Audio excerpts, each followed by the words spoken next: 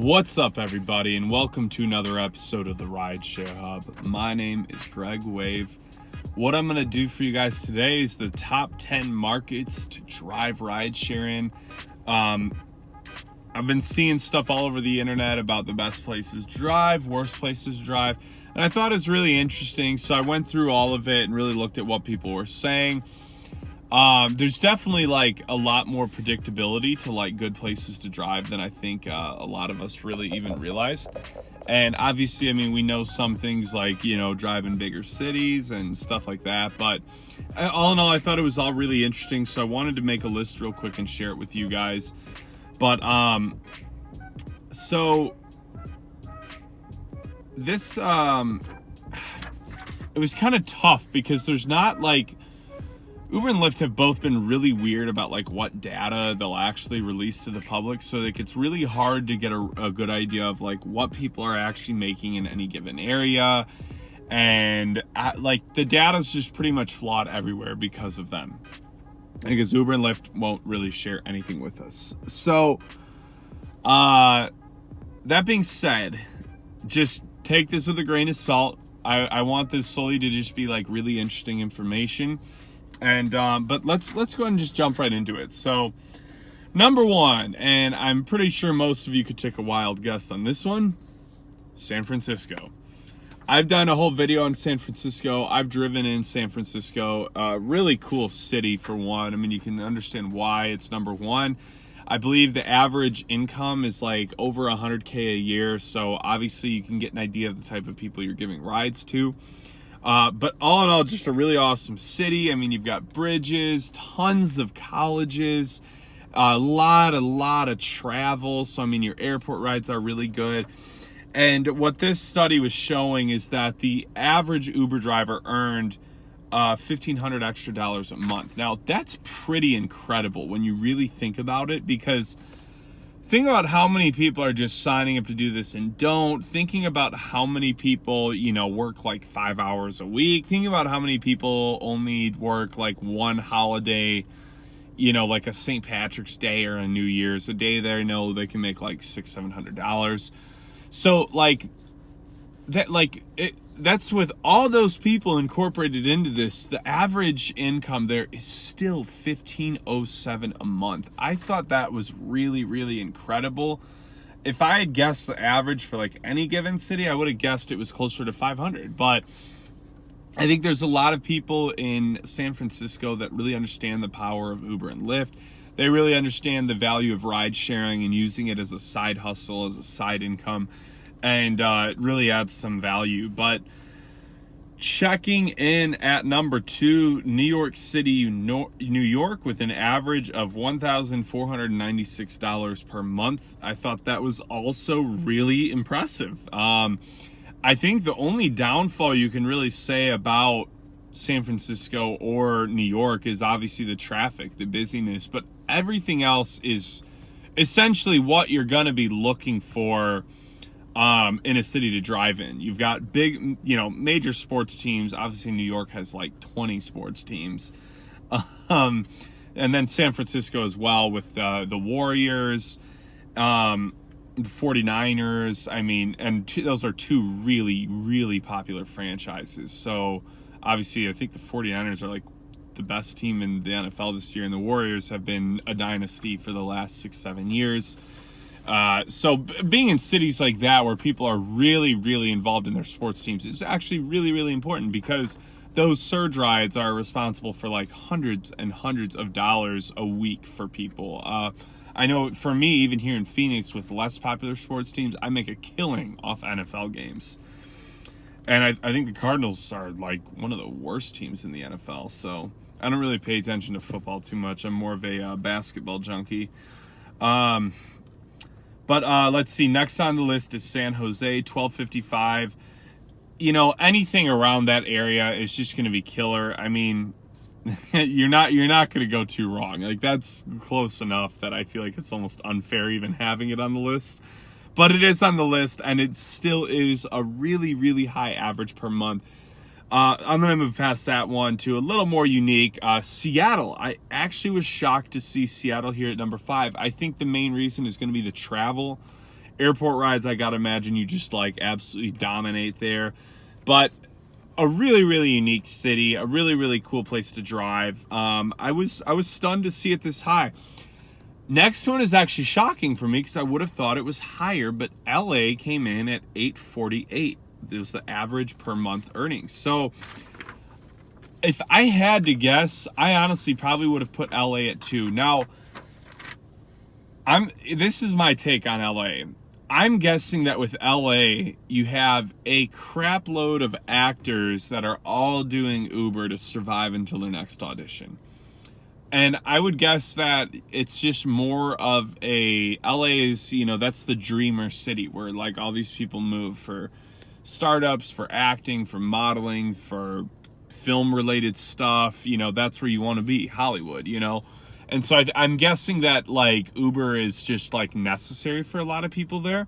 So that being said, I think it creates a lot more competition. Obviously, it's crazy busy. Everybody in the world would probably agree that LA has like some of the worst traffic ever. Atlanta's getting up there too, though. I'll tell you all that much. So I was pretty stunned, that being said, to see it that low, but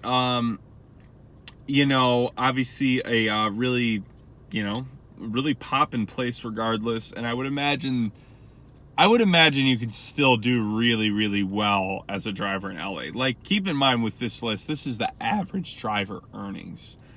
There's drivers that are probably making $1,500 a week in LA, if I had to guess. Just because I know people that have driven there, there's really solid bonuses.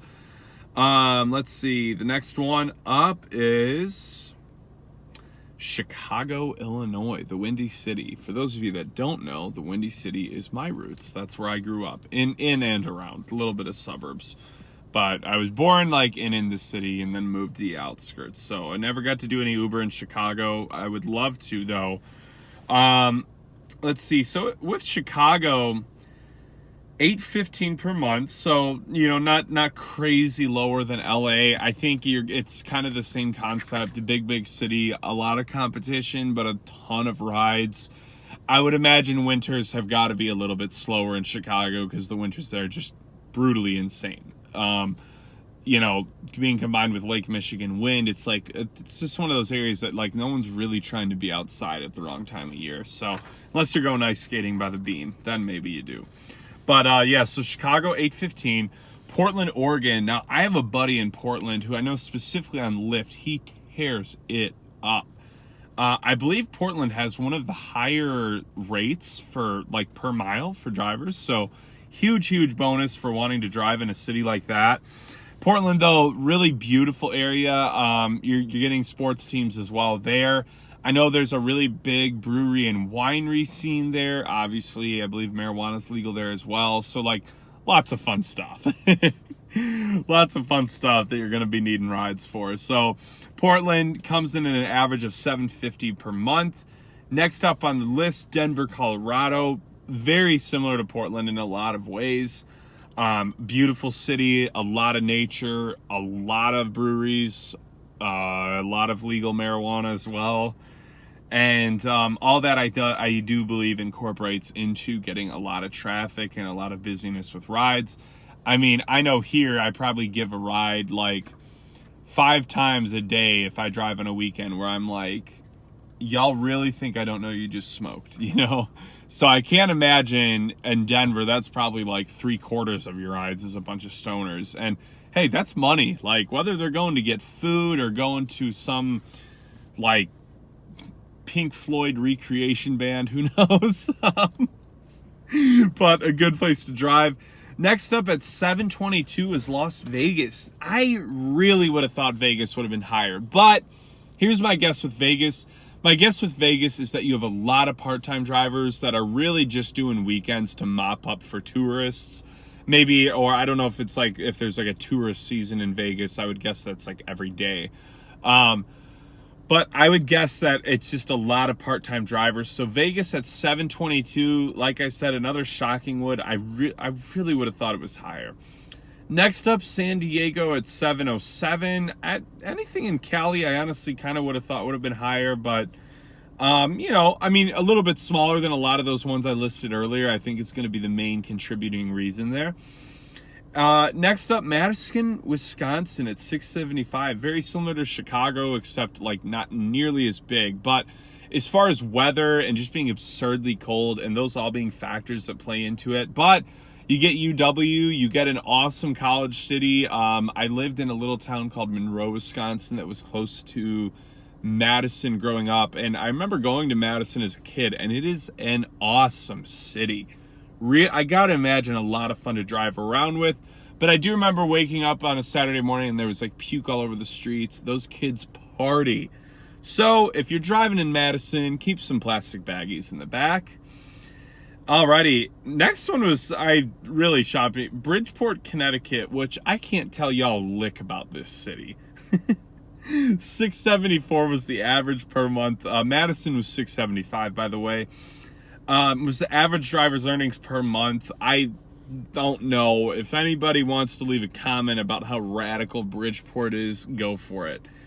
But next up, New Orleans, 622. Obviously, poppin' area. That's another city I haven't ever been to, but I've always really wanted to go there. Little confession, I was a huge Vampire Diaries fan. So a lot of the reasons because of me watching that show, I've always wanted to go and see it and see that, you know, all that scene, the jazz and everything else going on there just looks so enticing. But $622 a month for NOLA, not bad. The next two Texas babies, Austin and Dallas at $594 and $543 for the average driver's earnings.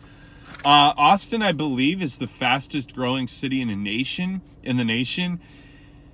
If you're one of those people that you're a full-time driver and you just want to move around and explore the world while you do some Uber driving, I would say look into Austin because it's growing rapidly and I think you could probably make a killing there.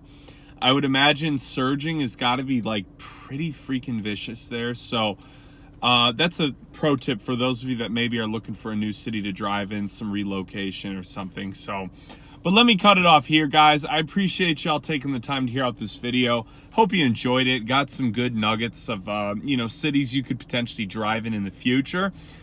Hope you guys enjoyed this video. Be sure to subscribe to the channel, and I will talk to you all soon.